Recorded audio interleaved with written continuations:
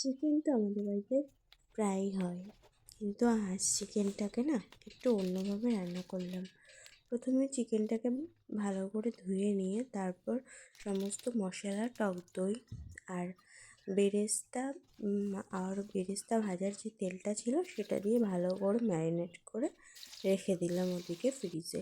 এদিকে রেগুলারের যে মশলাগুলো নিয়ে নিলাম, আর কড়াইতে আদা রসুনের বাটা, পেঁয়াজ বাটা যা আমরা দিয়ে থাকি, সব কিছু ভালোভাবে দিয়ে ভালো করে ওগুলোকে কষিয়ে ওর ভিতরে এবার সেই ম্যারিনেট করে রাখা চিকেনটাকে দিয়ে ভালো করে কষতে লাগলাম।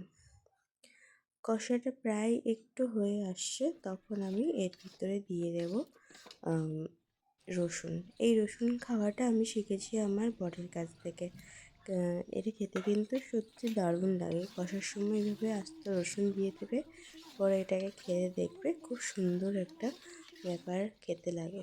আর সবশেষে দিয়ে দেবো একটু কাসুরি মেথি। এটা দিলে না মাংসের টেস্টটাই পুরো পাল্টে যায়। দেখেই বুঝতে পারছো কেমন হলো।